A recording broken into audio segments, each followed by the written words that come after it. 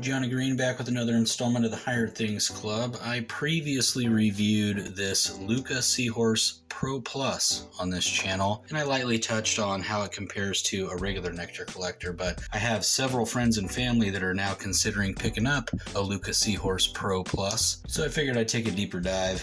I'm a big fan of the nectar collector. It's super convenient. This is my nectar collector right here. I keep it in this, I don't know what this was, some kind of seasoning jar, perhaps. But it was the perfect height, perfect width to fit this right in there. And I just put rubbing alcohol in there, and every time I'm done using this, and it cools down, of course, I'll set it in there. And I've let this sit in here for several days now, and you'll instantly notice that, especially towards the tip, still all funky. No matter what I do, I can't unfunkify it. It works just fine, but as far as looking like the day that I bought it, those days are probably gone. At least not without a whole bunch of effort. You can also see from this Lookah Seahorse's tip, I've been putting it to good use as well. I've got some new tips on the way. I'll eventually swap it out, but I wanted to show things a little dirty so you at least know that I'm actually using them. I'm not just talking about stuff for no reason. Let's dive in, shall we? First set of criteria that I'm going to talk about is the cost. I got this on a hot deal on Black Friday. I think it was like upper 30 something dollars.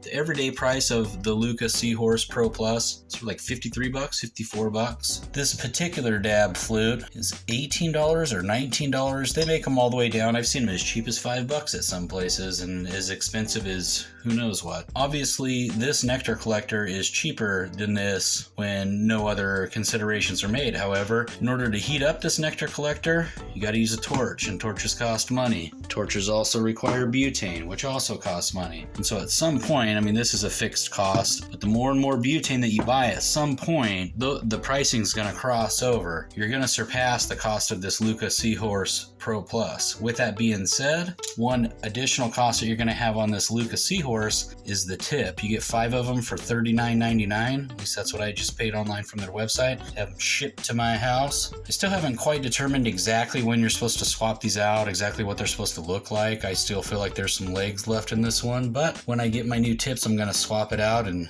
maybe I don't go back to the old one. We'll find out. But my long-winded point being that just because the initial cost of this Lookah device is more than this nectar collector or any nectar collector doesn't mean that the cost of the butane and the torch and whatnot isn't going to add up. And eventually, this Lookah is actually going to start to pay for itself if you consume cannabis concentrates a lot and run through a lot of butane. Next up, we'll talk about ease of use. Both of them are really easy to use. The Lookah, as long as it's charged up and you have your settings how you want them, you just hold down this button. It starts to heat up and dip it into your preferred dabs and suck on this end, and life starts to improve slowly but surely. With the nectar collector, you obviously have to, number one, get it unrubbing alcoholed, get it all dried up and whatnot, but assuming you're at a point where you're going to be able to just use it, you still have to fire up this tip. Takes a little bit, you dip it in. Still super easy. Both of them are super easy, but with the nectar collector, it's an extra step to heat it up. Portability is another big factor when it comes to dabs on the go, and this Lookah Seahorse Pro Plus is the most convenient dab tool I've probably ever owned, to be honest with you.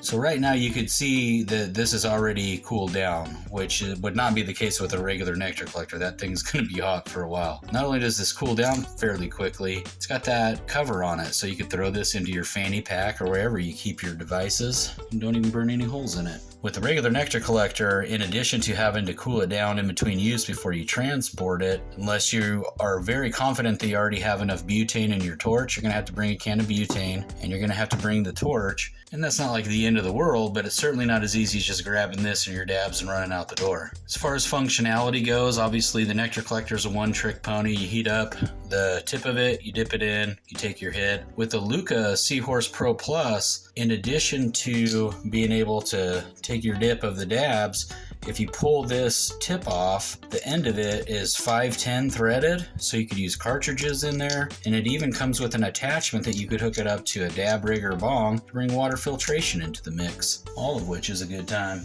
Whenever it comes to taking dab hits from a nectar collector, whether it's electronic or the Flintstone way, splashback is always a factor. And by splashback, I mean when you're dipping this nectar collector into some dabs, the dabs are going to travel through here, and and as the splashback, if you will, comes through here, it diffuses into that honeycomb and doesn't hit your mouth. The Lookah Seahorse does not have that same honeycomb chamber, and it's a straight shot from the tip of it all the way to the mouth. But I will say that after taking, I don't even know how many hits, probably an embarrassing amount of hits off of this thing, not once have I had any dabbage come all the way to my mouth. And you could see from this detachment, I mean, I've never cleaned this for better or worse, partly because I wanted to make videos like this. There's no dab gunk whatsoever in there. I'll get into that here in a little bit when we talk about cleaning. Replacement parts, which I kind of touched on earlier, does go advantage regular Nectar collector in that there are no replacement parts. If you got to replace it, you got to replace the whole thing. With the Lookah, like I said, it's $40 for 5 of these. So about $8 per tip. And like I said, you get a whole Nectar collector for as cheap as $5, although that one's $18, $19. So from that perspective, there are some replacement part costs, but the Lookah Seahorse also has a warranty, whereas the Pulsar does not.